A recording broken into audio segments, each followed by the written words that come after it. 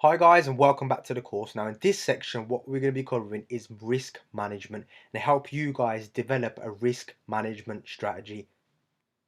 So as a trader guys, you can't enter a trade without knowing exactly where you want to exit the market in case of profit, but also in the case of a loss guys. This is called risk management. Now the first rule of risk management is to estimate the odds of your trade to be successful. Now to do that, you first must understand the key concepts of fundamental and technical analysis in order to make a buy or a sell decision. Then, once that decision is made, the next step is to know how you're going to manage the risk. But before we speak about managing risk, let's actually define what risk is. So let's define risk, guys. Risk is a situation involving exposure to danger. So in financial words, it's the possibility of an outcome that is not expected. So either a smaller return or a loss.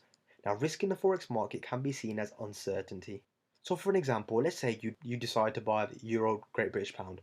You're thinking, because you're buying the Euro GBP, you are thinking that the Euro will be stronger than the GBP. But the risk is that the Euro will be in fact weaker than the Great British Pound.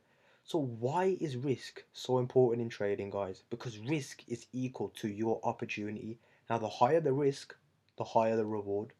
Now this brings us to the idea of risk reward. Now the higher the risk a trader takes on, the higher the reward should be in order to compensate for the risk. Now the risk reward ratio is what we're going to be introducing to you guys. The risk reward ratio refers to the profit expected to be made compared to what is risked in case of the loss. Now we recommend aiming for at least guys, a 1 to 2 risk reward ratio, or at the minimum a 1 to 1.5. Now, when using a 1 to 2 risk ratio, twice as much as is risked in needs to be aimed to be profited. So if you don't get it, I'll break it down for you, don't worry.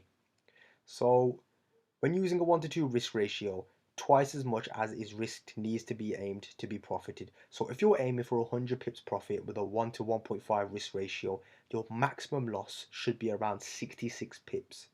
Now, if the max loss you are prepared to take is £100 with a 1 to 2 risk ratio, your profit target should be at least £200. Now, sometimes traders allow losses to grow just hoping that the price will reverse. Now, placing a stop loss order when taking a position will help reduce the emotional factor and reduce the risk of unnecessary losses, guys.